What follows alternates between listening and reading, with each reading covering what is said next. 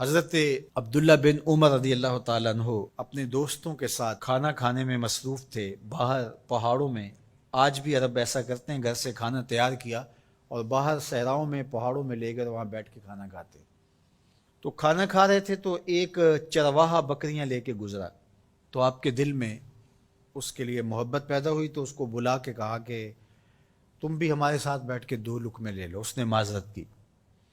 آپ نے پھر کہا نہیں، 2 لقمے آپ ہمارے ساتھ لے لیجئے۔ تو اس نے کہا کہ میرا روزہ ہے، میں روزے سے ہوں۔ تو حضرت عبداللہ خوش ہوئے کہ سخت گرمی اور سارا دن دھوپ میں بکریوں کے پیچھے روزہ رکھا ہوا ہے۔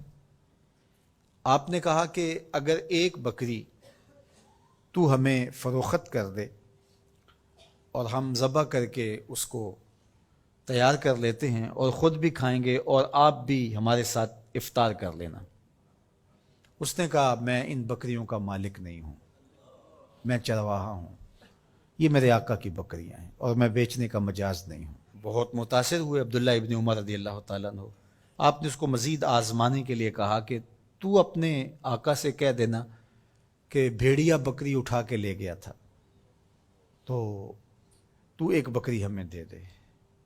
تو اس نے ایسے آسمان کی طرف دیکھا اور کہا اللہ کہاں ہے؟ بس اس کا یہ انداز حضرت عبداللہ بن عمر کو اتنا بھا گیا، اتنا اچھا لگا کہ آپ جب یہ واقعہ سنایا کرتے تھے تو آنکھوں سے آنسو جاری ہو جاتے، اور فرماتے اس نے یوں انگلی کھڑی کی تھی اور آسمان کی طرف دیکھا تھا اور بار بار کہتا تھا اللہ کہاں ہے؟ خیر آپ واپس شہر آئے، اس کے مالک کو تلاش کیا اور کہا کہ اس غلام کو اور بکریوں کو من چاہی قیمت کے ساتھ مجھے فروخت کر دو۔ اس نے بکریاں اور غلام دونوں بیچ دیے۔ آپ نے غلام کو بلایا اور کہا کہ تو آج کے بعد آزاد ہے اور یہ بکریاں بھی تیری ملک ہوئیں۔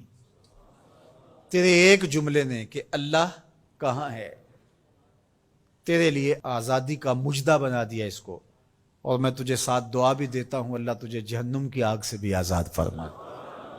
تو یہ یقین کہ میرا اللہ مجھے دیکھ رہا ہے، یہ اگر آپ کے ساتھ جڑ جاتا ہے تو پھر کسی کیمرے کسی سیکورٹی کی ضرورت نہیں ہے۔ یہ عقیدہ اتنا بڑا حصار ہے، عبادات میں بھی سرور دیتا ہے، اور یہ عقیدہ انسان کو گناہوں سے بھی محفوظ کرتا ہے اور بچاتا ہے۔ لیکن ہمارے رویے، اللہ تعالیٰ جل شانہ نے سورہ النساء کے اندر ارشاد فرمایا یستخفون من الناس ولا یستخفون من اللہ، کہ لوگوں سے تو پوشیدہ رہتے ہیں لیکن اللہ سے پوشیدہ نہیں رہتے۔ بلکہ ایک دوسرے موقع پہ ارشاد فرمایا سورہ الغافر کے اندر یعلم خائنۃ الاعین وما تخفی الصدور، جو آنکھ خیانت کرتی ہے اللہ اس کو بھی دیکھتا ہے، اور جو سینوں میں پوشیدہ ہوتا ہے اللہ اس کو بھی دیکھتا ہے۔ جو چیزیں سوچ میں پیدا ہوتی ہیں، جو بطور وسوسہ آتی ہیں، تمہارا رب اسے بھی دیکھ رہا ہوتا ہے۔ حضرت عمر بن عبدالعزیز رضی اللہ تعالی عنہ فرمایا کرتے تھے کہ اپنی خلوتوں کو پاک رکھو، اللہ تمہارے ظاہر کو ستھرا کر دے گا۔ جس شخص کی خلوت پاکیزہ ہوتی ہے، عفت مآب ہوتی ہے، تو اس کے چہرے پہ خاص قسم کا نور ہوتا ہے۔